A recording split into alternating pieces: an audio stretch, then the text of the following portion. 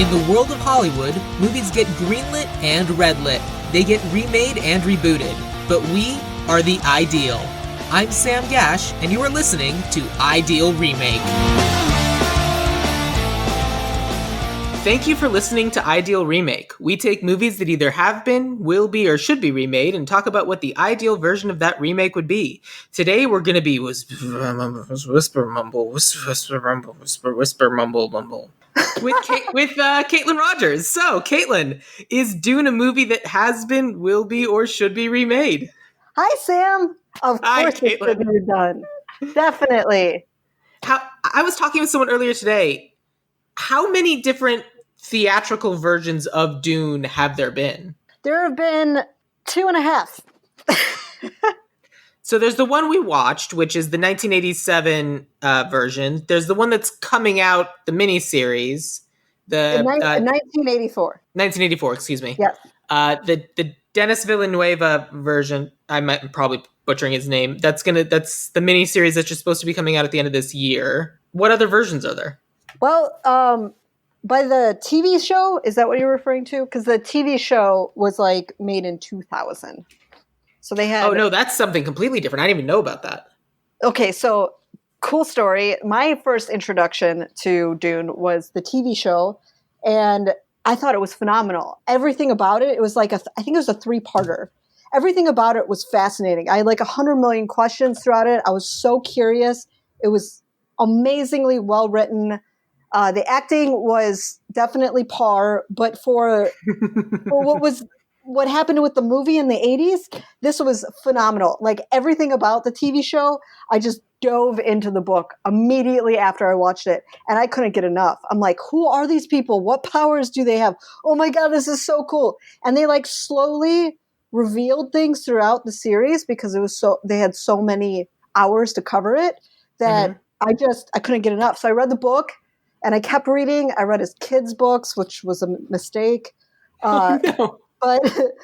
But with that, and then I saw a couple images of the movie that we watched, and then I decided, I don't know if this is for me, especially because I just heard the name Sting, and I'm like, oh no, it's going to be bad. So here's the thing about that. There are a lot of things I didn't know about this movie until I kind of saw the credits. There are things I learned in the big opening credits, and there's things I learned in the end credits. The fact that Fade Routha was played by Sting, I did not learn until the end credits. I'm not surprised. He was in it for what, a minute? He wasn't in it for. I mean, Fade Routha's not in the book for very long either. But it's one of those things where I'm not super familiar with Sting's face, so it's oh yeah, no, that's Sting. Oh, why? You're so right. And with that, I will say that the half that I was talking about was the Jodorowsky's Dune that was supposed to happen, but never did because the budget was too extreme and the director was just absolutely nuts. But he wanted Mick Jagger as Fade Routha. So why? Yeah, no, it gets even weirder. This man had the craziest ideas. He wanted Salvador Dali as the emperor. And Salvador Dali said he's $100,000 an hour. It was insane. But this man Jodorowsky put together a storyboard that was so phenomenal artistically that everybody in the film industry used it, including the first Alien movie was really? Everything from that storyboard. And then Star Wars scenes are directly pulled from their storyboard. All this stuff was pulled from it because it was such this epic, complete piece that Jodorowsky had done. So a bunch of people stole his ideas and took it and went with it. But I'm grateful kind of that he never had it done. It was too out of this. I mean, if it was going to be Mick Jagger and Salvador Dali, yeah. Oh, and the music was Pink Floyd. So actually, no, that tracks. I mean, the music in this one was Toto. I know, and I was gonna totally start singing "I Bless the Rains" down in Arrakis to you. Oh man, that would have been so perfect. That's our outline. Oh God. There's a couple moments every time they've stood on the back of a worm, we just got this incredible power chord. Oh my God, rock ballads everywhere. Oh man, it's 80s now. So it's basically Sting is Fade Routha, the music is Toto, and then Paul Muad'Dib is the mayor of Portland. Yes. Yes. And, and then freaking like Patrick Stewart is in here too. It's I know. This movie's insane. He was so underutilized too. He's the He only was person that can act. Yeah, well, yes. He's the only one in this movie who does act. Yes, correct. I'll say that. So I have read, I should say I've listened to the books. Okay. I first listened to Dune in 2010, actually. I can tell you exactly when it was because we were driving back from Colorado to Arizona, and Dad got the audiobook of Dune for us to listen to in the car ride back because it's a 16-hour car drive. And so we listened to that, and I did not love it. So I didn't. And then 5 years ago or something, I found that audiobook, and I was like, let me give this another chance. And I re-listened to it, and I still didn't love it. The problem is not like, I know Dune has such a huge fan base, and the people who love Dune, and that's fine. It's just this world is just so hyper aggressive, and I just don't find that interesting as much. But again, I wanted to give it a further chance, and I know that this series has a lot of fans, so I listened to the second book, and I hated that.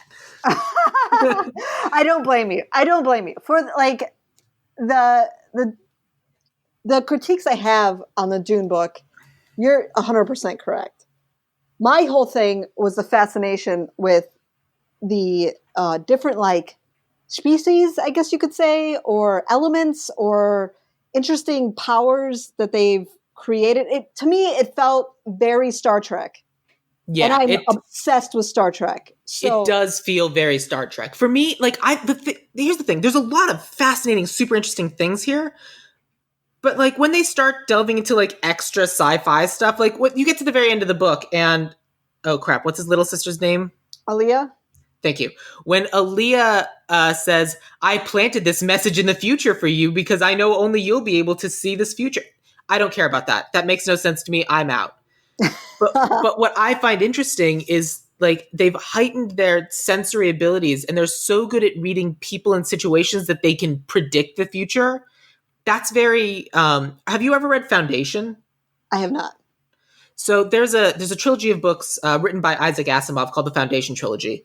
And the basic premise is that there's this guy who's kind of able to read group dynamics and like kind of the herd mentality of humanity in order to predict the future. And I find that really interesting because like the individual is random. You can't predict the individual, but the group is predictable. And that's what I find really interesting. And that's what I find interesting in Foundation. That's the aspects of Dune that I find really, really interesting here. And then of course, like kind of the way the world has been warped by the single individual element of spice on the planet. And the fact that spice artificially enhances people's ability to do this, but the chosen one will be able to kind of do it on his own, I find super interesting. And that's kind of the element of it that I really like exploring. Mm-hmm. Or Duncan Idaho can get shot in the head and we bring him back in the sequel because we can fix death now. Apparently. Yep, that's the sequel. Don't at me. Okay, well, let's get into our critiques. I would say for the book, how you were saying it's very aggressive. I will agree. I don't like how male dominated it is. It's I think insane male dominated. Extremely uninteresting. And then obviously the only females, even though they have power, are subservient. So like Lady Jessica is literally Duke Leto's concubine. Yeah. Duke Leto goes, I probably should have married you instead of holding out for some sort of political alliance. And it's like, and that's a thing that unfortunately, like, as much as I would love to change that, I like that's source material stuff that I don't think we can. Or should we? I don't know. Too bad. Because like, too bad. I'm gonna do it. Okay, great. They're married. It's totally way better. Like they got married. Like because it's this whole like secret society of incredibly powerful women who wouldn't like that's the political marriage. Like, you think that's going to be a political marriage, and then it turns out they actually fall in love. That's a way better story. Mm-hmm. Totally. It's not, well, you needed a concubine while you were waiting for a political marriage. She'll do. Wow, she's neat. Yikes. And then poor Chani. Yeah. Yeah. She has she's totally, no presence in this movie. She should have just not have been in it. I mean, there's so many characters they introduced. There's so many. Duncan, Idaho, like, why? He's only like, he passes in the hall. I mean, the thing is, like, each one of the people they introduce are like, he is being trained in these, like, it is 3 or 4 different people who are masters of the thing they do. Then that is making Paul a master of all 4 of them because he has these incredible teachers. I get it. But yes, it's a lot of people. I didn't even recast Duncan, Idaho. But like, I want to talk about Chani because in the books, she's my favorite character. Yeah. And so it's kind of becoming a theme in Ideal Remake to talk about how incredibly screwed over Sean Young is just in general. Because she keeps being in these movies where she's having to do these really degrading or minimal roles. And she's so good and she's such a talented actress. We need more roles for Sean Young is what I'm saying. Oh, well, if she's even still alive. I think she's still alive. She's still alive.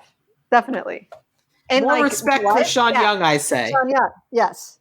I was also going to say this book needs more humor. It definitely. Well, you've come to the right place.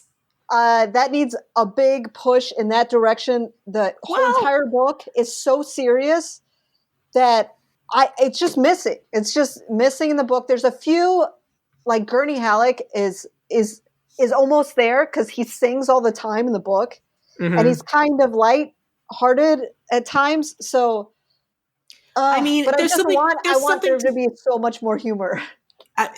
And this is the comedy guy saying this. There is something to be said for a more dramatic take at science fiction and action movies, because with the Marvel movies are so quippy, and everything that's trying to emulate the Marvel movies and Star Wars at this point is also super duper quippy. And I get that really rubs people the wrong way, and people who aren't into that's probably why they gravitate to this series, is because it's like, yeah, space is serious drama. And I get that, but also the people that you enjoy hanging out with, even if they're serious people, every single human being is going to have something in their life that they're going to make a crazy random joke about. Well, Everybody. The more tragic everything is, the more humor you need. Gallows humor is a real thing, and these are humans. They would be employing it. Weird vagina-mouthed humans. Also, how can you be that serious wearing a trash bag? It's like the design on the still suits is so bad. Everything is bad. The whole purpose of the still suit is to trap and contain all water and moisture. Cool. We can see their faces, heads, and they can breathe out of their mouths without anything. That's where you lose most of the moisture, right? Yeah. Cool. Well, also, it's like none of these outfits are practical, comfortable, and extremely unbelievable for the atmosphere that they live in. Yeah. They're all bad. First of all, you don't wear black in a desert. Nope. So we're dancing around something that I feel like we need to point out. So when we agreed to talk about this movie, I was excited because this is a movie that had been on my list to watch for a while. So the thing we're dancing around is, so I wasn't until I finally sat down to watch this movie, I pulled it up, I'm sitting down to watch, and I see directed by David Lynch. Here's the thing. I do not care for David Lynch. What has he done? I mean... So much. But it's all like Twin Peaks and music shorts, like music video shorts. So one of the things that I've been doing during quarantine is I've been in a movie club that meets every Saturday, and we watch a movie during the week and then meet on Saturday to talk about it. And a couple weeks ago, the movie we were supposed to be watching for homework was Mulholland Drive, which is probably David Lynch's most famous movie. I made it 18 minutes and then I had to turn it off. His style of direction is simply not for me.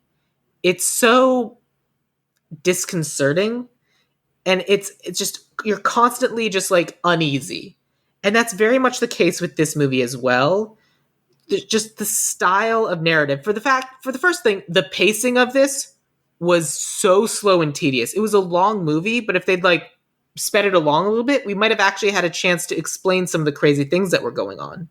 And the way these people have these, like, every single character, every single one had weird voiceover so we could hear their thoughts. And that's not necessary. Oh, It's totally not. weird. And it's incredibly jarring every time it happened.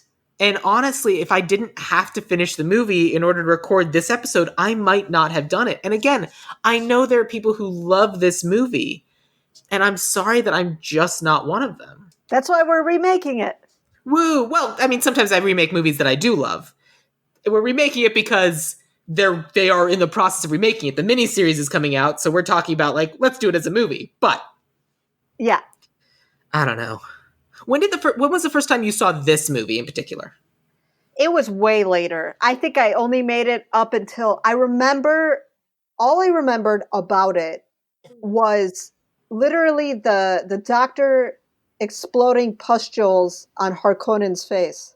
Barrett. No. When was the first time you saw this movie? I'm gonna say maybe 4 years ago. Okay. Maybe. Yeah. I saw the other one in 2000 So when it first came out. Your knowledge of Dune is definitely better than mine. Are there other versions of Dune? And again, I've read the books too that are as gross as this one. No. Because I would describe this as a gross movie. Oh no. The TV, the mini, I call it a mini series, or a small mini series. It was like 3-parter, and it was on TV. It's a mini series. I looked it up. It's self-described as a mini series. Okay. Well, there you go. Its first episode aired on December 3rd, 2000, and the last episode aired on December 6th, 2000. That's a mini series. Okay, great. We'll do that. It was great. It was mostly focusing on exploring the world of Paul Atreides. Like, it's basically what it did. And I think that's better. The book makes allusions to the greater universe, but I don't think we need to start meeting the Emperor, having this conversation with the intergalactic navigators. Which, when I was reading the book, it says that they're suspended in a spice mist. Fine. The book does not say they're weird penis-shaped vagina-mouthed monsters. Oh, right. Yeah. Mm-hmm. You're correct. And then the books talk about the Baron being, like, overwhelmingly fat, which is why he has these, like, hover things to kind of, like, handle all of his weight. I don't remember them talking about him being covered in, like, pustules. They briefly mention how he likes his boys with imperfections, but they don't go anywhere close to the descriptions and the details that you see in the movie. There's no way. And it never has to be, like, I hate when they make the evil villain look so evil villainy that it's so distracting. It's not realistic. Agree. It's unbelievable. And they don't have any dimension to them. What's the point? It's like, you look at them and you go, yep, that's the bad guy. And it's like, okay. That's not interesting. No. Here's the thing. Like, to cast, like, the concept of Feyd-Rautha as, so some of the most interesting things about this is that Paul is the chosen one, but he's the chosen one because the sisters, what's the name of their group? Bene Gesserit. Thank you. The Bene Gesserit have been basically selectively breeding these people, aiming towards getting a Paul for hundreds, if not thousands of years. And they know they're very, very close. And to have Paul, who it turns out by a miracle is this chosen one, going up against someone who is an almost chosen one is really interesting. It's like if Neville Longbottom had been the true villain of Harry Potter, because it's the chosen one versus the almost chosen one. That would have been an incredibly interesting dynamic, and that's what I feel like they're going for here.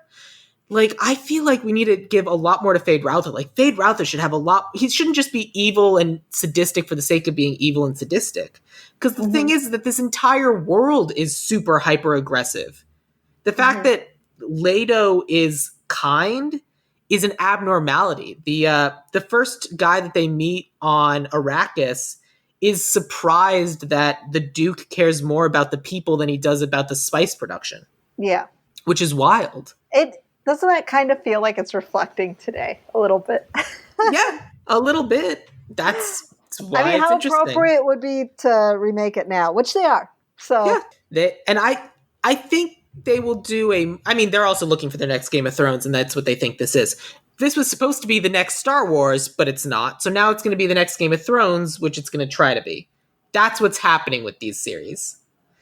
That's what Dune is. It's this great epic of science fiction that hasn't ever been perfected, so they're going to keep trying. I agree. They could also do Foundation, but whatever. So what do we do? What do we do? So let's talk for a second about what do you think are the most important pieces of the book? Like, even ignoring this interpretation of the movie, because for the most part, we just think this is a bad adaptation of the book. What are the most important pieces that need to be in our movie? I think we need to see the growth of Paul from the beginning into what he becomes at the end, and how people around him shape him more effectively. I agree with that. An arc. In terms of character arc, yes, I agree. And I think he needs to not just become a dictator. I think if we were breaking into Act 1, Act 2, and Act 3, I feel like Act 1 is Paul learning a kind of about the greater world. I feel like we start with them leaving their original planet and going towards Arrakis. But I feel like Act 1 needs to end with the assassination of Duke Leto. I feel like we spend basically no time on the first planet, get to this other one where we kind of do the training and learning about stuff. I know that Mapes is an important character in the books, but I would replace Mapes in our movie with Chani. Okay. Yeah. Because we need to introduce her a lot earlier, because she needs to be, like, we have Gurney Halleck, Dr. Yue, Duncan Idaho, all these people who are kind of teaching Paul about the proper European way of doing things. And I feel like Stilgar and Chani need to be there the instant he lands on Arrakis to immediately start training him about what it's like to be on Arrakis. Because if he's supposed to be the chosen savior sent from the stars, which is a very Dances with Wolves way of dealing with this, he needs to learn about the wolves. He needs to learn about these native people. And also to create a rapport with these people, because it just goes from him not knowing them and then all of a sudden him being there like Jesus. So he needs to it needs to be earned. I totally 100% agree. I think that's a great idea. And I also think that this book needs to be split up into at least 2 movies, if not 3. Well, we can't do that just based on the natures of this podcast. Okay, well, we do need a singular movie. Okay, but singular movie. I have an answer for this for me, but are there any moments? So let's pull from the Act 1 first part of the book. Are there any moments in the book or even in the movie that you feel like are essential in our remake? I have an answer if you want a moment to think. Besides Paul's arc into becoming what he is, I think all the characters that have all these interesting backgrounds, I feel like they need to be brought more to the front. Like who? Like Gurney Halleck. He is so fascinating and interesting and comes with a background of being a fighter. I think that needs to be addressed. I think these need to be treated, I agree. I think they need to be treated as real people, and I think that they need to be set up as people that we think we're going to be spending the entire movie with. That way it's even more tragic when they die or get turned or something else happens. Yeah. Like, one of the things that this movie did that really annoyed me is they tell us right away that Dr. Yue is the spy, and I feel like they're depriving us of an amazing opportunity to find out. I mean, there's this moment where Dr. Yue is looking at a corpse and he's like, well, here's the secret message for me. And it's like, cool, great, you're the spy. okay. Because if we haven't read the books, we don't care about like the imperial conditioning. It's not important. Mhm. But like if we're treating all of these people as like these confidants and these people who are friends and we're just trying to figure it out, and then all of a sudden one of them turns on us, that's way more compelling. I And 100% agree with you. They tell you in just the first monologue to start the movie from the fade in, fade out, fade in, fade out. They tell you what was supposed to be revealed throughout the story yeah, slowly. it's like they know that they didn't take time to establish things, so they're front porching a lot. Um, but so here's something that I think is in the books and they don't have it in the movie because it's hard to do, but I think it's really good. There's a moment where Stilgar first shows up in the palace or whatever, and he goes up to Duke Leto and he spits on the ground in front of him. And all of a sudden everyone goes to their weapons and everything's up in arms. Mm-hmm. But I remember there's a moment where I think it's Gurney Halleck says, hold on, wait, think about this. The most important thing on this planet is moisture and water. And he just gave you some of his. This is a gesture that means something completely different where we come from than it does here. And I feel like it's one of those things that just establishes that these two groups are so different. And it teaches us that, okay, we're going to have to start thinking differently too. And that's a moment in the books that I think is incredibly powerful because it's basically like, no matter what you think, you're wrong. Stuff's about to happen. And I feel like that's kind of where we start. And that's something that Paul sees too. And Paul goes, oh, water, it's so important. I get it. Now it's starting to. And I just think that moment is important. I agree. I totally agree. They missed so many of the important aspects of, I don't know, character development throughout the movie. And then they added things that just, why? Like Yeah. the water drips and the hand and there's so many moments they spent on that made absolutely no sense. Well, they kept saying the sleeper has to be awakened. Do you know that line from the book? The sleeper has awakened? Well, we need to keep saying the sleeper must awaken. That's not the best line in the book. It's not. It's a big catharsis where he's like suddenly realizing that he's come into his own, and I get it, and I get why it's like a big famous thing, but like but yeah, so I think we need to spend more time getting to know these people. Like one of the things we do like when we move into this palace is like we have to keep checking for booby traps. Well, we found a bunch of booby traps. Those booby traps were too easy to find, but they were really hard to find. Yeah, but too easy to hard to find. I don't think that's necessary. The idea of like the needle coming out and trying to kill Paul and then using that to save Mapes, or in our case, Chani, I think that's interesting because it gives us insight into Paul that he's more capable than we might suspect him of being. But we kind of already saw that with the hand in the box thing, the trial of the Gonjabar. Mm-hmm. So I don't think we need to prove him again.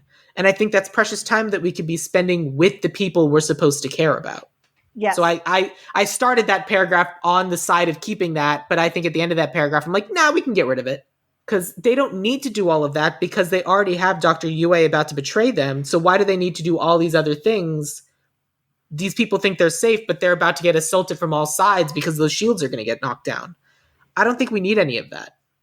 I agree. Was there anything in the movie that you felt was redeeming at some point? Look, there's a lot of things in this movie that just simply aren't for me. The tone, the pacing, the character things, there's a lot of different stuff that I'm just not about. You know what? I liked the worms. I thought the worms were very well designed, and I thought that they, especially for a movie that came out when it did, I thought the worms were incredibly intimidating and well done. You disagree? Like if you think about like Aliens doesn't come that far after this, and the creatures in Star Wars, they were so much better. I think they could have just. I don't think they were awful. Don't get me wrong, but it also made me think of just Beetlejuice. Yeah, Beetlejuice is a great movie. It is a great movie. There's that moment where the first spice rigger, the thing that's the spice miner, gets destroyed by a worm. In this movie, the worm comes up and then crunches down and explodes the spice thing. in the books, what happens is the worm comes up under it. You see the front mandible things of the worm come up around it and then close and disappear, implying that the worm is so much bigger. That would have been really cool because it's also an intimidating moment, especially if they're trying to get away in planes. Like, as walls are literally rising up around them, they need to get in their copter and get out of there. That I thought would have also been super duper interesting. But, you know, they didn't do that either because it's a movie. We need explosions. But we've seen explosions. What's terrifying sometimes is no explosion. You know what I want to say is, how did you feel about their shields? They're like personal shields. Oh man, the super, like, it's not CGI. It's like they got painted on afterwards. It was so bad. Those were embarrassing. Oh, it was so bad. When did Tron come out? Oh, I don't know. Doesn't matter. But yeah, those were but bad. Like, they could have even like done one of those like pantomime things, and that would have been better off. Like, how would you design the shields? How would you like design something that we need to be able to see because they need to be able to turn it on and off? How would you design the shields?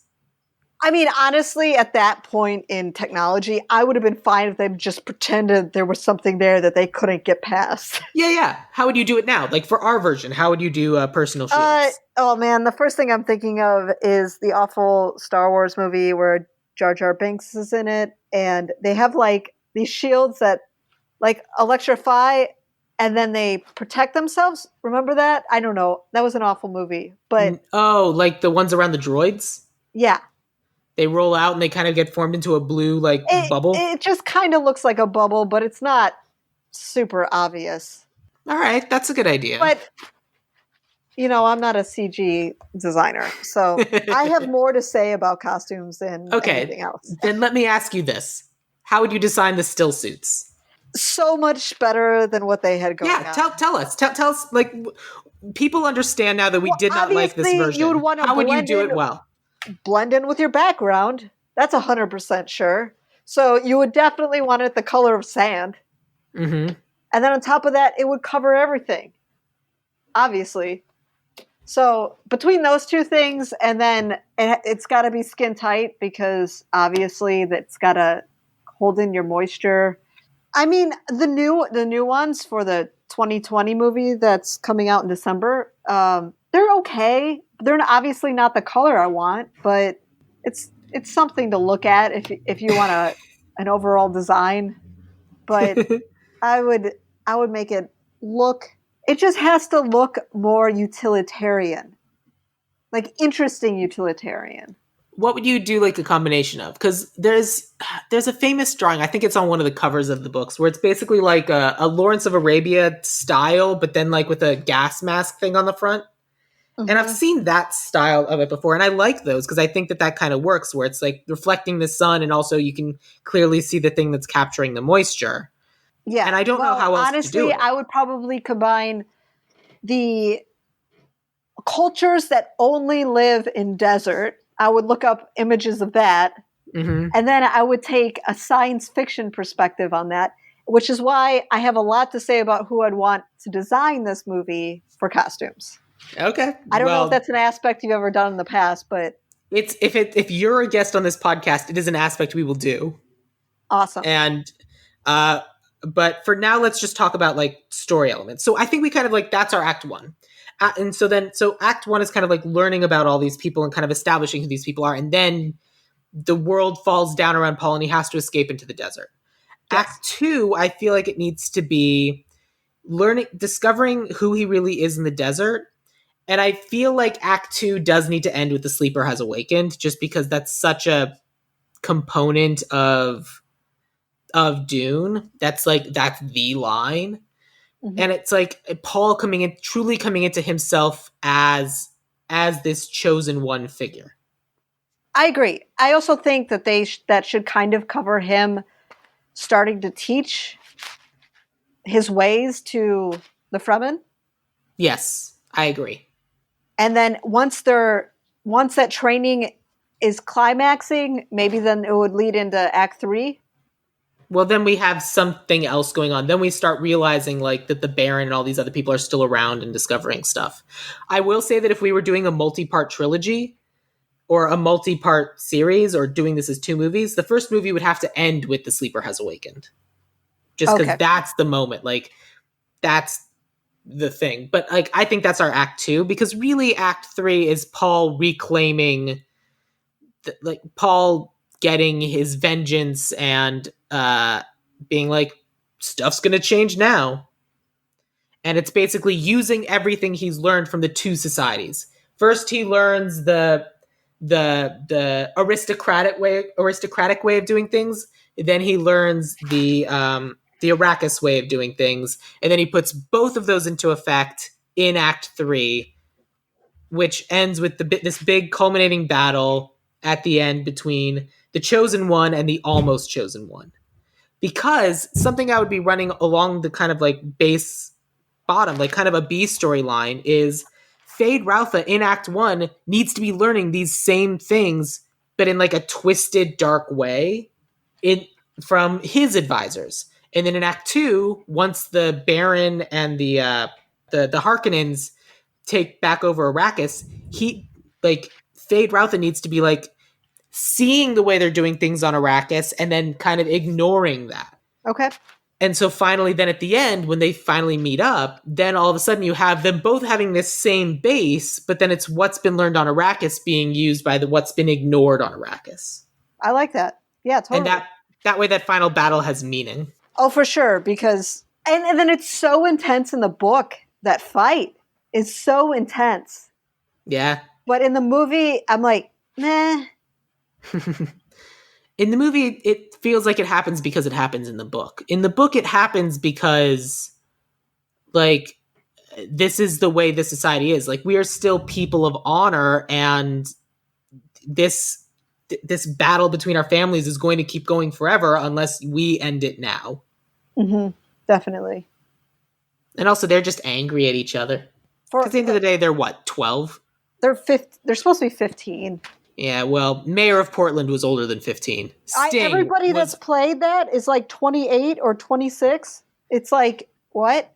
I cast someone much younger. I cast someone early 20s to play younger. Okay. I threw a big curveball on this movie, a huge curveball, which might piss off like diehard Dune fans, but I love it. I love it so much. All right, we'll get to that in a minute. I almost think that like whatever ideas you have are going to be phenomenal in one direction, and then my ideas are going to be so crazy in the other direction. We're going to have an interesting time trying to merge together into this. All right, I'm excited now. So before we get to that, let's talk about Act 2. So what are moments of Paul and Lady Jessica in the desert that are important for you from the book or from the movie that need to be kept? Like what is the Paul in the desert thing that we need? Okay, one amazing element in the book that felt so much more climactic than in the movie, and they put it at a place that I thought was just too jolting and too fast, was his realization of the water pools underground.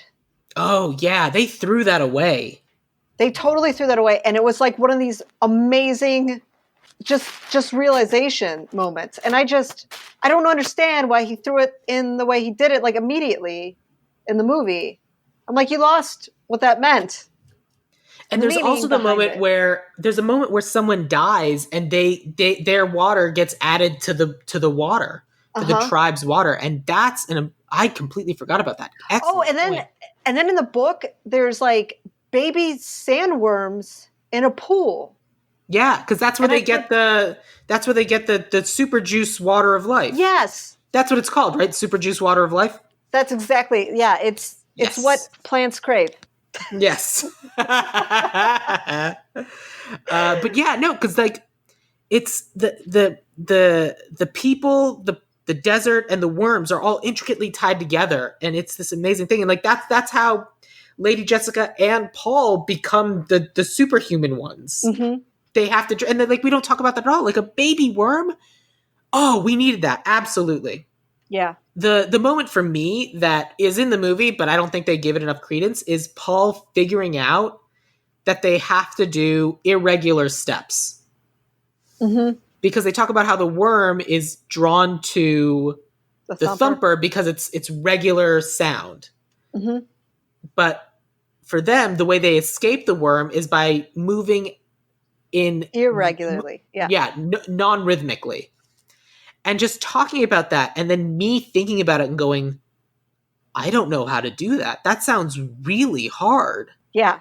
That is the moment where, like, I think the entire movie could be sped up, but that's a movie where I would slow down and say, we need to watch this guy process how they're going to not get eaten by a giant worm right now. I agree. Definitely. And I think the one thing that we could have lost is their crying session. Oh yeah, no, we don't need that. That was unnecessary. Yeah, it was unnecessary. All Lady Jessica did was cry. All any woman in this movie did was cry or make a baby. And it's not good. It's so bad for women. I agree. Uh, I'm not surprised. I mean, at least we didn't watch him make a sandwich. It was pretty close.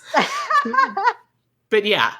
I mean, And again, book, poor Chani. I felt like Chani or Cheney, whatever you want to say. I felt Chaney. like she had a better role in the book. At least I felt like she was like overthrew Paul in the book, if I remember right, when they first met, and he was like blown away.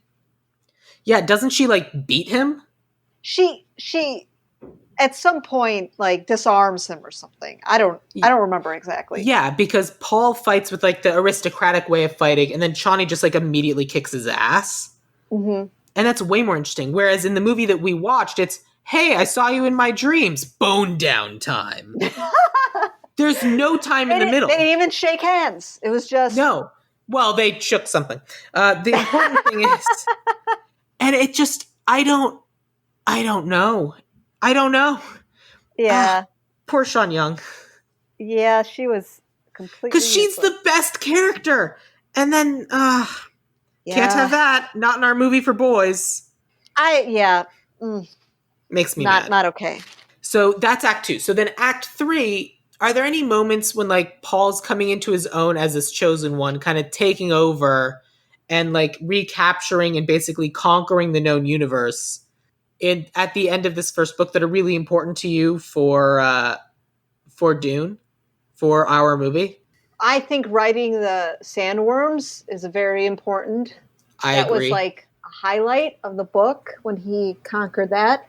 Man, it's weird because in the book I remember he had to marry some broad, so he had to marry the princess. Yeah, so yeah, I don't like that.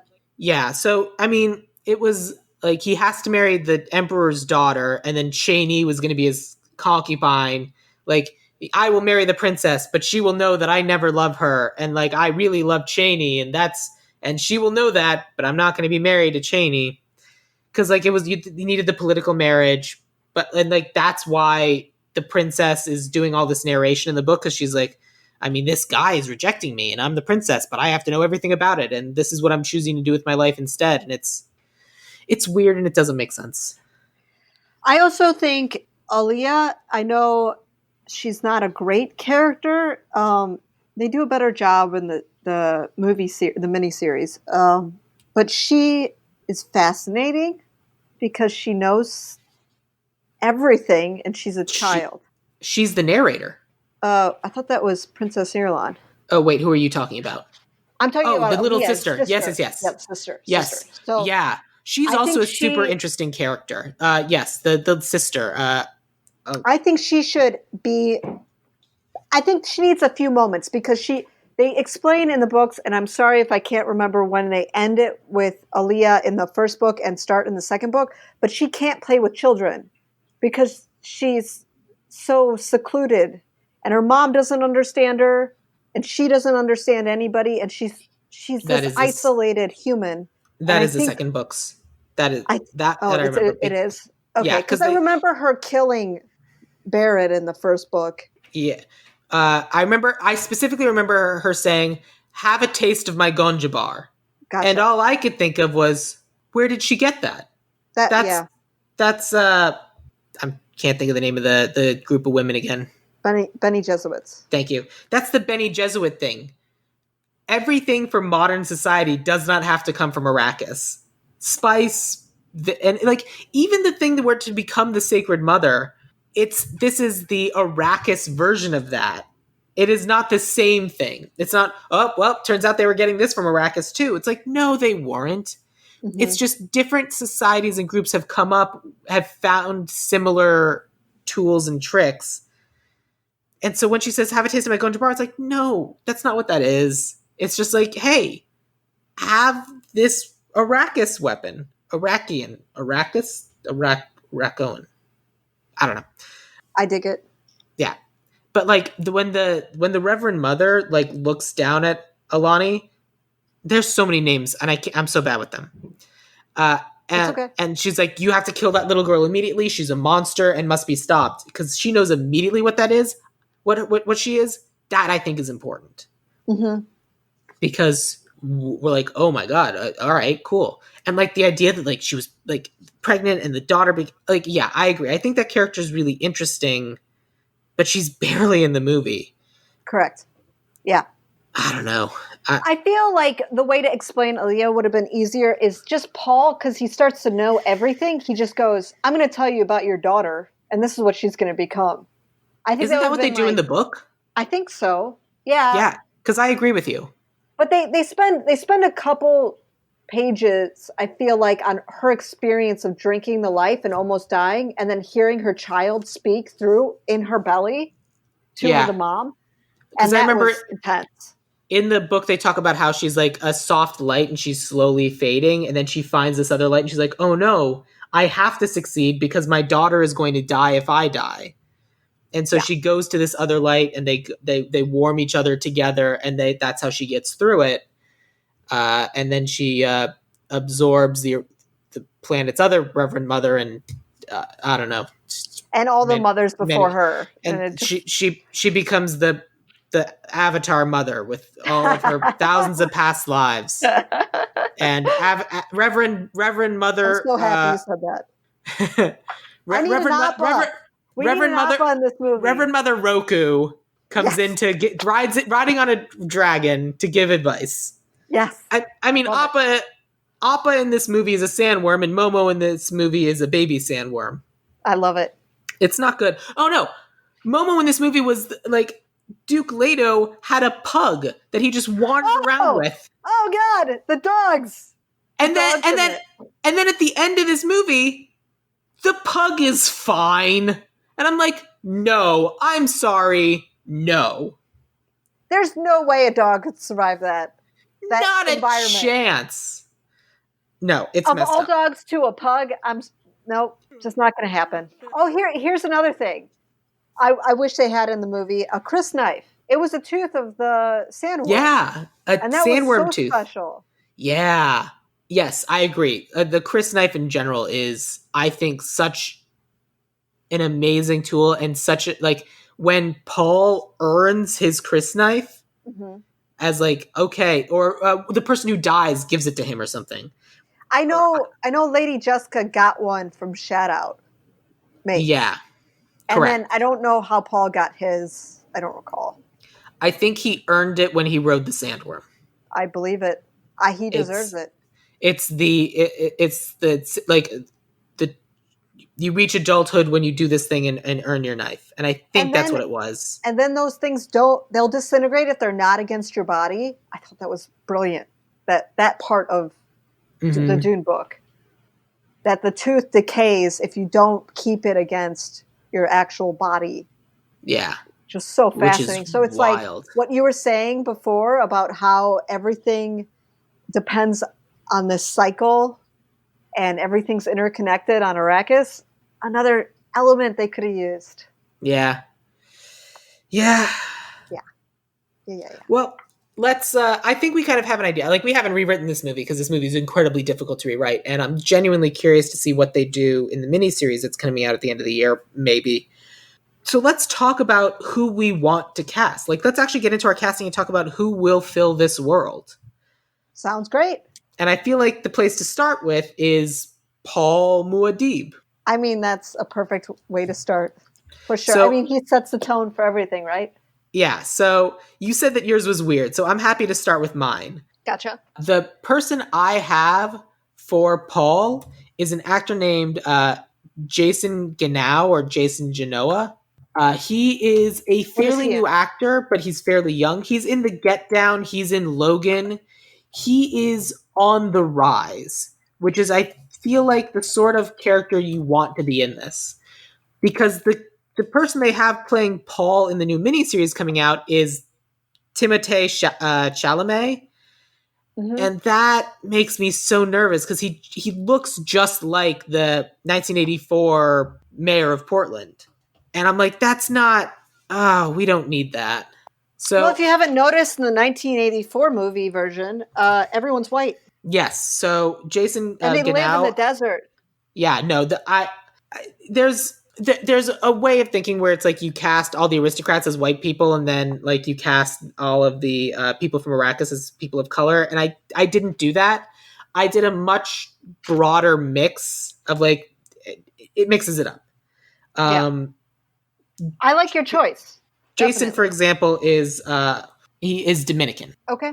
Sweet. which I dig it. that he does a bunch of stuff or has done some things, and like I said, he's on the rise. He's currently age 23 because I don't want to cast an actual 17-year-old. Yeah, But that's true. tell me about your Paul Muad'Dib who completely changes everything. All right. It's actually ironic because you just mentioned Logan. I want Daphne Keene. I want it to be a girl. You okay? You okay with that, Sam? I'm okay with that. I love Daphne Keene. I've cast her a bunch of different times in this. The idea of gender swapping Paul definitely occurred to me. Part of the reason why I did not want to do that is because I kind of wanted to take someone who's coming from a patriarchal society Hmm. and put them in a meritocracy or like a maybe even a matriarchy because it's being run by this other Reverend Mother, and like this, oh well, this is the way things are done, not here it ain't, is more interesting to me. But also it's perfectly reasonable to have a female chosen one. I got nothing against that. But does that mean that how many people did you gender swap? Uh, three. Three people. Paul and who else? Cheney Makes sense. and Stilgar. Hmm. Okay. I like Daphne Keene. Let's come back to this. Let's Okay. do those three and see where we are, and then we'll come back and we'll kind of figure out how we want our world to look. Great. So Awesome. then let's talk about Cheney. Who did you have as your male Cheney? Amir Wilson. So the reason I picked him is him and Daphne are in Dark Materials, and they already have a relationship on screen. And he is also a lead in The Letter for the King, which I just started watching last night. He seems to be pretty good, and they both had to be close in age. And I don't know why today I don't feel like there's a lot of stars that are younger. I had a hard time finding, like, remember when we had like Leonardo DiCaprio and I don't know The thing is that all Leonardo those. DiCaprio wasn't young for very long. That's the problem. Like there are these people who like even the Stranger Things kids aren't kids anymore. Correct. But we like It's in my recollection of famous kids, like I'm like I don't know kids anymore. Like I yeah. only know everyone's 30, which I, explains and I've talked my about this age. before on the podcast about how like going and googling child actors always makes me feel super creepy. Oh yeah, definitely. But yeah, So like he's a good who choice. was your I Cheney? like his Dark Materials. I went with Lana Condor. She's Jubilee in X-Men. She's an Alita Battle Angel. She's the lead into All the Boys I've Loved Before. Like so she has kind of like the combat experience or like the kind of sci-fi experience. Awesome. And also she can be fun. Like because the thing about Cheney is that Cheney is supposed to be supremely confident because she's like, all right, rich boy, I know what you're playing at, and that shit's not going to fly with me. And that's what I love about it. And anyone who can play Jubilee should be able to pull that off, I think. I feel you're correct. You got to Yeah. be a badass. And then Stilgar, I went with Winston Duke. What is Winston he in? Duke is he's in Black Panther. He's in Get Out, or I'm sorry, not Get Out. Us. Oh, I should know this if he's in Black Panther. You should. He's the other king of the monkey Oh, people. right. Totally. For sure. Oh, this is so weird. Great minds think alike. My Good. Stilgar is Danae Guerrera. Tell me about Danae Guerrera. She's in Black Panther. She's the leader of the Warrior Girls. Oh. She is so ripped and so awesome and such a badass in Black Panther. And she's also in Walking Dead. I mean, she is very, very good. And like I like I love that we're picking the same movies and the same actors. This is great. This means we're going down a route that we're both going to agree with for sure. I mean, the thing is that like aside from the gender swap, like in terms of tone and casting, we're pretty much on the money. Yeah, And honestly, I picked younger people, so I could You see did. why going your route might be a little bit better in terms of like I went more toward the book, which doesn't really translate great to screen. Yeah, But there's a reason why we don't actually cast Romeo and Juliet as 14-year-olds. Or I'm sorry, yes, a 14-year-old and a 12-year-old. yeah. But I was so stuck on Daphne. I've seen her, I mean, not only in Logan, but what she did in Dark Materials, and she is just I don't understand how she has that acting ability with like only being 15. It's unbelievable. But She's very again, good and it's great. yeah, And that's why I've used her a bunch of times because she's amazing. Like we can't go wrong with this. This is going to be great. I've cast Danae Guerrera in other things as well, just because she's amazing. Yes. So those three I think work no matter which one we end up with. I 100% agree with you on. So then let's talk about Lady Jessica. Yeah, she's pretty important. I agree, and I think What that did you means pick? that we need. I think we needed someone who was supremely confident, but also very caring and loving. Someone who has done a wide range of things and has never gotten the respect she deserves and should be in more stuff. Let's And hear so it. I went with Amy Smart. Great choice. She's in the new series Stargirl on DC Universe. She's in the Butterfly Effect. She's in Road Trip. I first saw her in Scrubs, and she's just like everything she's ever in. She's fantastic. The only downside is that she's not in enough things. So that's why I went with Amy Smart. Tell me who you had. I had Gal Gadot. Interesting. Tell me about why Gal Gadot. Wonder Woman. I'm obsessed with her in Wonder Woman, and she's so beautiful and stunning, and she can fight, and everything about her screams regalness to me. So I figured that she might be a great candidate for Lady Jessica.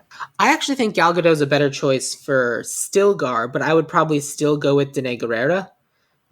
For that, I think the interesting thing about Lady Jessica is that Lady Jessica is incredibly formidable, but she's not a warrior. Like she knows like self-defense and can quickly defend herself and like with the Chris knife if she needs to. But she is someone who uses her words, and that's what I find much more interesting about her. Is that Lady Jessica we meet because she's kind of, for stupid misogyny, she's the perfect mom. But honestly, I think what makes her character interesting is that she's the training in the art of diplomacy.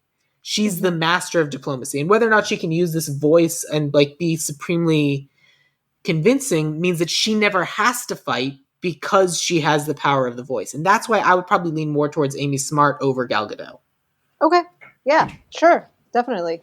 So I also didn't cast everybody because there's so many. And so there's going to be people that you have that I don't have. And for when we get to those, you're right, you get them. Oh no, totally. You might have an opinion after we start talking about it. Maybe, but my basic rule is that like instead of like, well, now that you've mentioned that, someone else. I try to give you the benefit of the doubt, and if it's something I don't have, I trust you. So Duke Leto. For Duke Leto, I went first for Lady Jessica. So who did you have for Duke Leto Atreides? I had Pedro Pascal. I mean, I fully loaded this cast. It's so impractical, but I mean, here's the thing. He has to be so wise, but also be good at fighting and everything else, right? Yeah. So here's the thing. So for me, the person they cast in the new remake coming up is Oscar Isaac, who is perfect. So for me, I wanted to go with someone who kind of is that and would also be a good father to Jason Genau. Yeah. So I also went with Pedro Pascal. Ah, Because he's perfect. at least we can agree with that. Yeah, it's Sure. I mean, Pedro, like casting the Mandalorian as the Duke, because you're like, you do the same thing that they did in Game of Thrones, where you cast who's his face to be Oberon? forgetting. No, he was Oberon in Game of Thrones. The person they cast in season 1, who was the dad. Oh, Oh, Stark. Eddard Stark. Yeah. Yeah. So the guy they cast is Eddard Stark, because people who aren't familiar with the books is like, oh yeah, it's this famous actor. He's going to be in this whole. Oh, he's dead. Mm-hmm. So that's kind of similar thing here. Like casting the Mandalorian, you think, oh man, this guy's going to be around the whole show, and then when he's killed, it means something. So I think Pedro Pascal's a good choice. Yay, Sam! And I think it's great that we did that. That's awesome. I love it. The next person I have is Gurney Halleck, because I think Gurney Halleck is important, and I agree with you. And I also agree that he needs to bring a little bit of humor into this. Totally. And because it had been Patrick Stewart, I thought it was important to have another nerd icon playing this, because this is just one of those properties where we need nerd icons for this sort of thing. So I went with Carl Urban. Awesome. I love it. Because Carl Urban has been in Ragnarok. He was in The Boys. He's been in this and that. And he's been in so many nerdy properties. And he always kind of has this wry sense of humor while also being kind of a tough, badass guy. And Gurney Halleck is that. Like, he can do that. So that's why I thought he'd be fun. Honestly, that's a perfect choice, especially with what he's been working on lately with Boys and stuff. Or The Boys. What is it called, right? The Boys. Yeah. Yeah, you were right. Who did you have? I had Ryan Reynolds. Yeah, you would. No. Well, because he's like singing and he says stupid, funny, stupid, silly things in the middle of battle.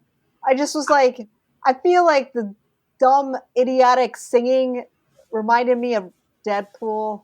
Like, I would be a lot more likely to make Ryan Reynolds the Baron than I would to make him Gurney Halleck. I like that.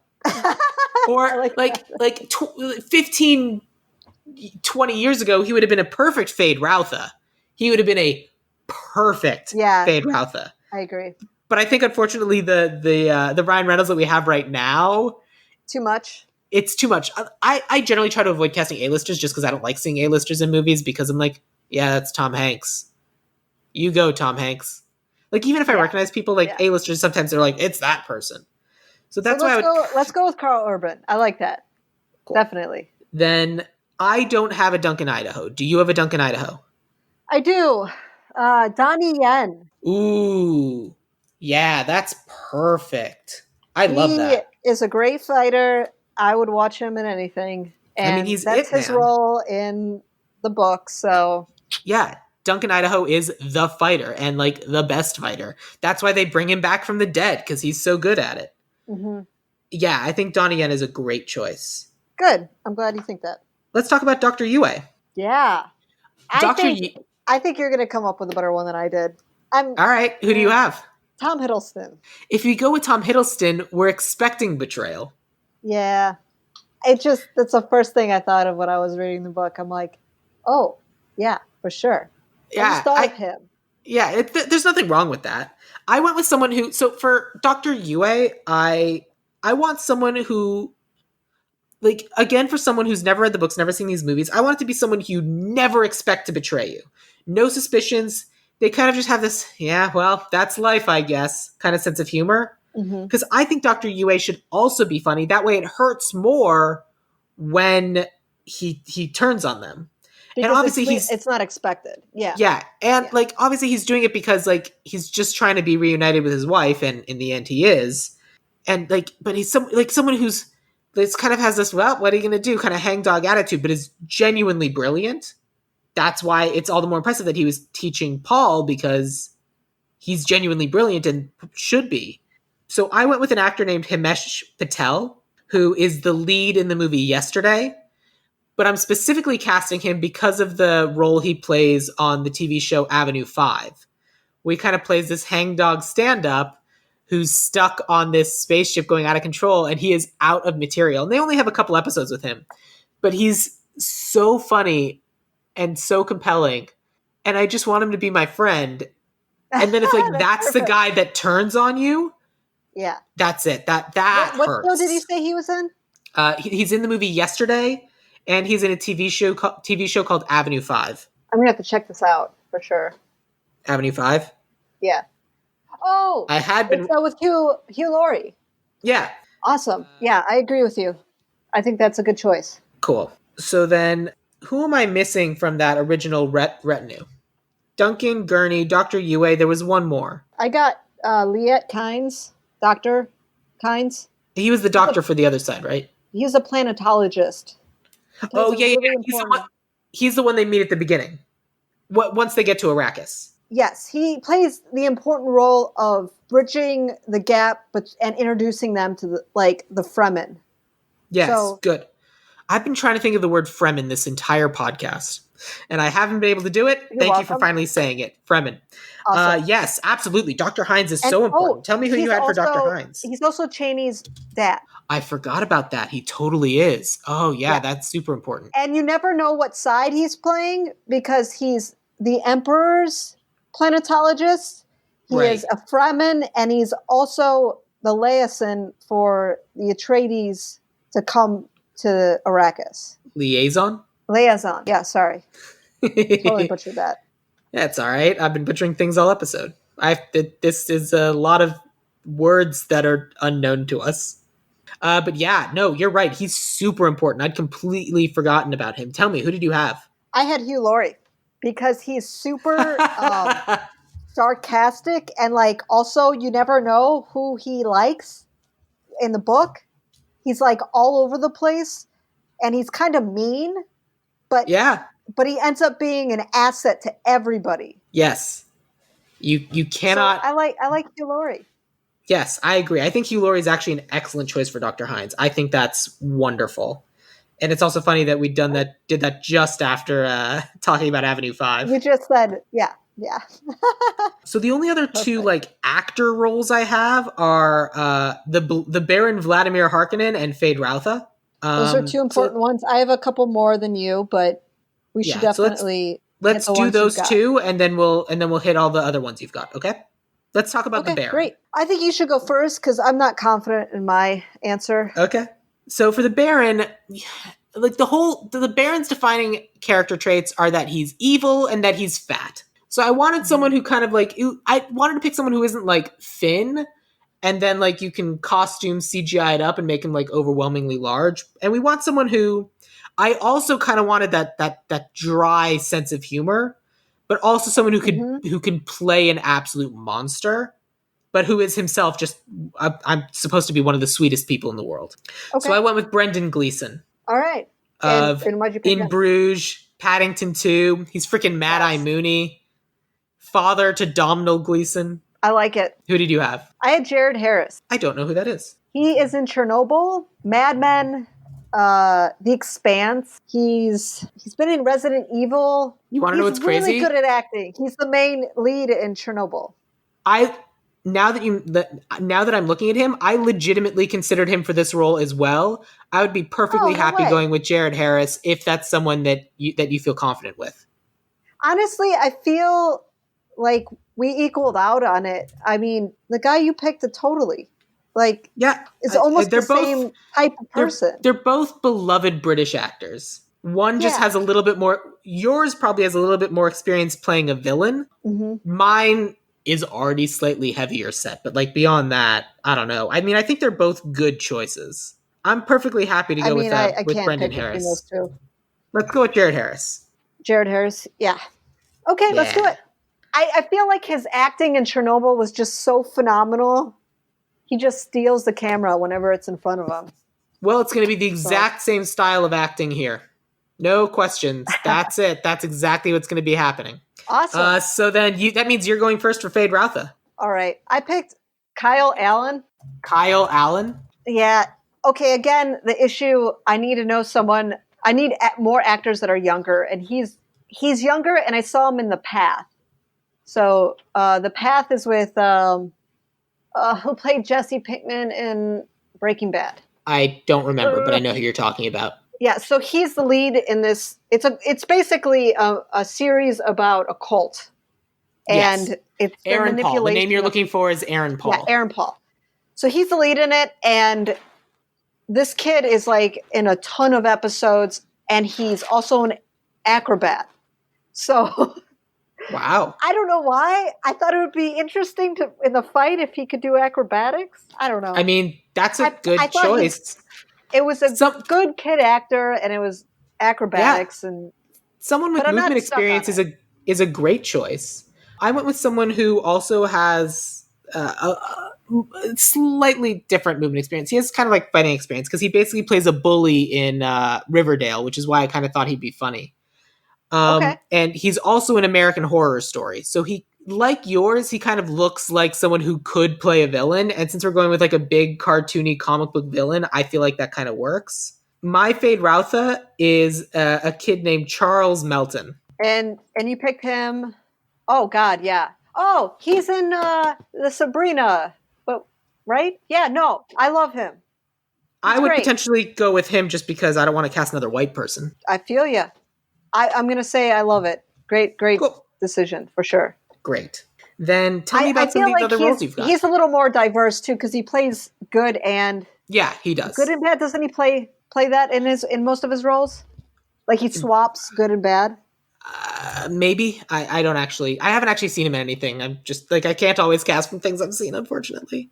But I feel like That's for okay. someone like him, because he's supposed to be playing an almost chosen one, I feel like it's important that he could go back and forth. But of course, evil, gonna evil. Awesome. Okay. So what other roles did you cast? I casted, let's see, Thufir Howard. Oh, Thufir Howard. That's the name that I was trying to think of earlier. Yeah, he's supposed to be He's the Mentat. Duke's right-hand man that has been Mhm. there for like 4 generations as the lead of their defense. And he's a Mentat. So Yeah. I thought that was pretty important. In the book, he Mhm. is. Not so much in the movie, which is so sad. Like in the In book, the book, his role.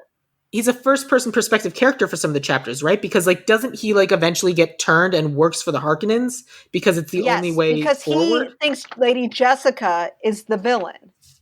Right. Like he gets brainwashed into thinking that Lady Jessica is the one that turned on the Duke.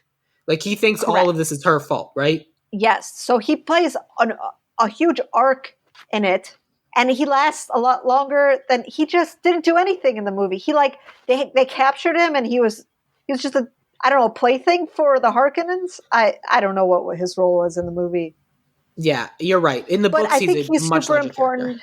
I agree. And Tell me who you had. I wanted him because he's 4 generations. He had to be a little bit older, which you never think this guy is older than like 40, but he is. It's Jaimin Hansu. I just love him so much. He's just so badass, and I mean, you can't go wrong with him. I've recast Jaimin Hansu in a few things as well before. Jaimin Hansu is great. For people who don't know who he is, can you give us a couple of the roles that Jaimin Hansu has played? Well, wasn't he the gatekeeper in Thor? Yes. Um, Wait, gatekeeper in Star Thor? Trek. He was in Star Trek. I don't think he was the gatekeeper in Thor. Because he's in the Marvel Universe, but I don't think he's the gatekeeper. He's in Guardians of the Galaxy and he's in Captain Marvel, but I don't think he's in Thor. He's in Shazam. Yeah, he's in Shazam as the key wizard. As the wizard Shazam, yeah. I swear I thought he was in Thor. Maybe He I'm wrong. might be. I could don't think so. No. The gatekeeper, like that that's Idris Elba. Oh my god, I can't believe I mixed them up. I was trying to think of like gatekeeper in Thor. I don't even know who that isn't is. he in Gladiator? Gladiator. I can't believe I couldn't think of that one. Yeah, Gladiator was the first time I saw him in it, and I thought he was great. Yeah, I mean he's a phenomenal actor, and like that's why I pull him in a bunch of times. Like I think he's great. I think he'd be an excellent Thufir Howard. Mm-hmm. I mean, and we keep on going back to Black Panther. Also, yes. Is he in Black Panther? It's the voice of T'Challa. Yeah, I was gonna say he might be an animated voice, but he's not in the movie. Oh, he's not in the movie. Yes, because he's already in the Marvel universe as in Guardians of the Galaxy and in Captain Marvel. Yeah, you're right. You're totally right. All right, what other characters do I have? I have Piter and the Emperor. The Emperor seems to be like everyone's biggest hang up because they think that's the most important character. Like, for And he's instance, so insignificant. Jodorowsky wanted Salvador Dali. And then, yeah, I don't think he really matters, but I casted Ian McKellen. That's fine. As the Emperor? Yeah. And then I got nothing Piter, against I that. did Zachary Quinto. Yeah, that's good He's too. the Mentat. He's the Mentat for the Harkonnens. Yeah, Zachary Quinto's a good But choice for that. I mean, I think it might be too obvious because of his role in Heroes. But who knows? We could surprise people. I mean, Piter's not coming in here to subvert any expectations. Like, there's no surprises around Piter. He's in here to do the job and get out. So I think that's a great choice. Also, the whole thing, like, I keep equivalating Vulcans and Mentats is the same. So Yeah, I just that's can't fine. get that out of my head. I mean, Mentats All right, is supposed to but be that's it. master That's my strategist, list. but whatever. Good. Not quite. That's my list, have, and I came up with a costume designer. did you have writer director? Obviously, I do, but I feel like that's your field more than mine. Then let's talk about your field for a second. I don't have anyone for costumes. Tell me who you want designing these costumes. Okay, in a world where we can have anybody, I would pick Alexander McQueen, but he is dead, so that won't work. That is correct. But my favorite science fiction film of all times is Fifth Element.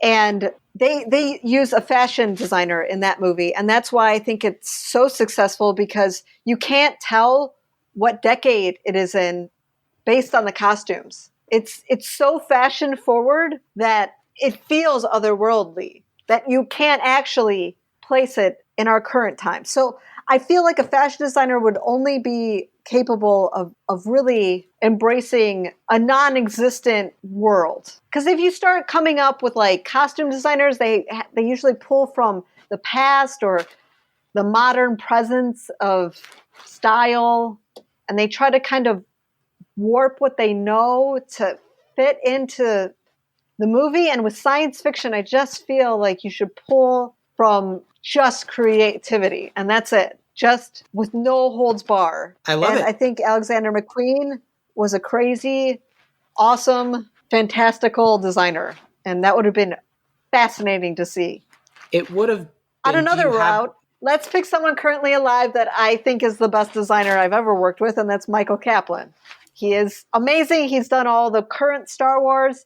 He takes aspects of the world that's created, like by the set production and all the elements, and he tries to incorporate everything into his design to really make it believable. So he did also Blade Runner, the old one, and he took 1940s aspects and tried to mingle it in with the world that Blade Runner created. So I feel like he's just so clever in all the design elements that he does. I think he's brilliant, and I'd love to pick him as the designer. Great, love it. Sounds good to me. Done. All right, then let's move on. We've got writer and we've got director. So, all right. What would you like to start with? How about you do? Normally we start with writer. Okay. So let me tell you about my writer. This is a writer who has worked on Blade Runner, but the new one. He's one of the screenwriters for Blade Runner 2049. He also wrote Logan. He worked on American Gods, and he worked on Heroes. He is a writer named Michael Green. And I love every one of those movies. I love it. I feel like when you've worked in science fiction as long as he has, you have to be a fan of Dune or be like deeply familiar with it. And so that's why I feel like he would probably be a really good person who would pay tribute to Dune while also being able to do a more modern interpretation of it. I love it. And also great. Because Logan is about figuring out who you are and screaming loudly in the desert. So that kind of works for us. Oh, for sure. That movie was just such a pleasure to watch. It's very good. Out of all the X-Men movies, that one was great. Who do you have for the writer? I have Christopher Marcus and Stephen McFeely. And you know why? Because me and you just watched Pain and Gain. And yeah, we did.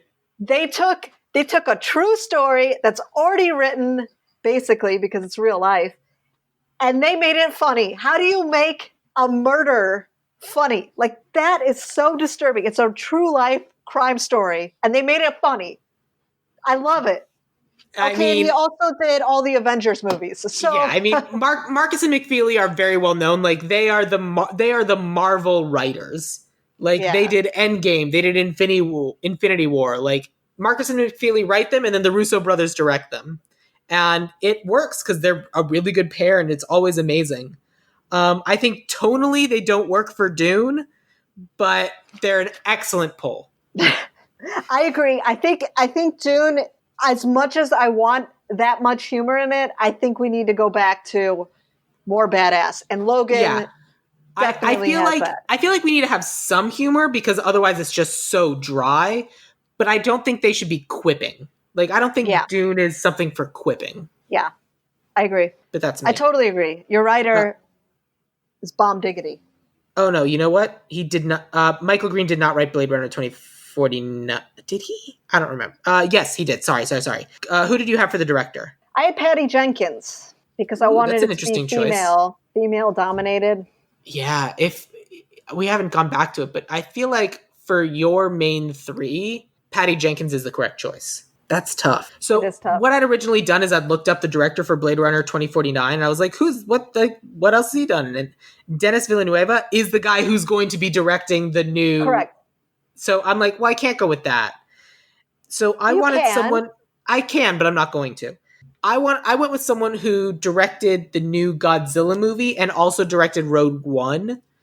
So like he can handle giant monster reptile things that are monsters in a desert, and the ocean's like a desert. Like Uh, sandworms. yeah, similar. And then also it can like handle kind of like a close knit drama where it's like, well, we just got to go kind of overthrow this thing, and it's going to be a losing mission, but we got to try. And that's a director named Gareth Edwards. Um, Awesome.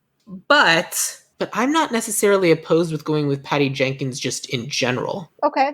I mean, I don't think we picked a bad. Either of them are bad picks. No, I don't. No, I don't. I agree. I think we should go with Patty Jenkins. All right.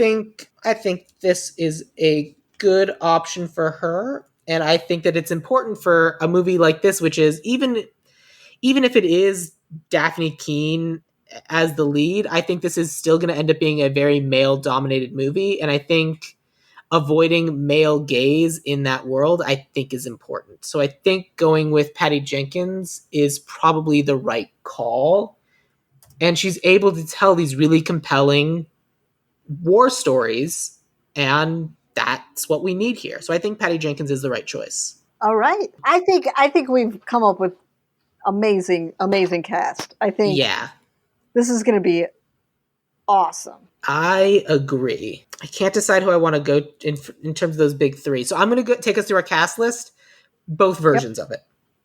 So we are making Dune, the movie. For Paul Muad'Dib, we have Jason Genau or Daphne Keane. For Stilgar, we have Winston Duke or Dene Guerrera. For Cheney, we have Lana Condor or Amir Wilson. Either of those sets work. We're happy with both. If you're listening right now, why don't you reply and tell us of those sets of three, which are you Team Sam or Team Caitlin? Let us know of those which one you think would be a better set of three for this movie. But moving on, for Lady Jessica, we have Amy Smart. For Duke Leto Atreides, we have Pedro Pascal because clearly best choice. For Duncan Idaho, we have Donnie Yen. For Gurney Halleck, we have Carl Urban. For Thufir Hawat, we have Jaimon Hansu. For Dr. Yue, we have Himesh Patel. For Dr. Hines, we have Hugh Laurie. For the Baron Vladimir Harkonnen, we have Jared Harris. For Fade Routha, we have Charles Melton. For For Piter, we have Zachary Quinto. For the Emperor, we have Ian McKellen. All of these people will be wearing Michael Kaplan because he shall be our costume designer. It will be written by Michael Green and then directed by Patty Jenkins. I love That it. is Dune. Caitlin, you gonna go watch this movie? Yes. Yeah! I'll be the first in theater. Woo! All right. And I'll help Mr. Kaplan make those outfits. Oh yeah, I mean, I feel like that's a necessity at this point. So we didn't talk about this really at the beginning, so we will do this now. Caitlin, For everyone who just listened to you talk for an hour and a half on Dune, tell us a little bit more about yourself. Tell us about Katelyn Rodgers. Well, I'm friends with Sam Gasch. Good. That's important. Yeah, he's my buddy. We like to watch movies together. And in my other times, I like to go to work. And when I go to work, I make specialty costumes, which usually are in the realm of sci-fi, also Marvel characters. And yeah, that's my day job. That's an amazing day job. Do you have any of your own projects or anything that you would like to plug? If anyone wants to buy a wedding dress, how do they contact you? Well, in my other free time, which is limited, my passion is to do vintage redesign gowns or vintage from scratch gowns, mostly wedding gowns. And that was my job title prior to coming to Los Angeles. And they can check me out on Instagram at Silver Screen Bridal. Thanks, Love it. Sam. And how do they check you out? Gosh. Well, if they want to follow me on Twitter, I'm at Sam Gasch, SamGasch. Or if they want to follow the podcast, it is at Ideal Remake on either Twitter or Instagram, but mostly Instagram. Or you can join us on Facebook and like Ideal Remake or Ideal Remake Podcast. And we'll always let you know when the next episode is going to drop. But even if you're not into following, even if you're not into social media, you are listening to this podcast right now, which means that you got it on a podcasting app or on YouTube, which means that if you have a moment to please go and leave us a 5-star review and leave us a review, that would be wonderful and generous and super kind, and it really does help people find the show. So that would be phenomenal. Thank you. So Katelyn, I will end with this. What is your favorite quote from either the book or the movie, Dune? Well, I have a coffee mug that says it. The spice must flow. We haven't said that all episode. The spice must flow. It must flow. Does Dune have any puns? I mean, there's a lot to work with if we want to invent puns for Dune, but there's no puns in the book, really. There's some fun songs. I don't have a pun for you, but I do have a rhyme for you. Let's hear This episode's going to be going up 2 weeks from tomorrow, actually, which means that we're going to be doing Dune in June. Oh, I love it. I love it. I feel like we should be saying dry jokes, to be honest. Yeah. That took me way longer to get than it should have. God damn it, Katelyn. Well, Sam, this has been a blast. Thank you for having me.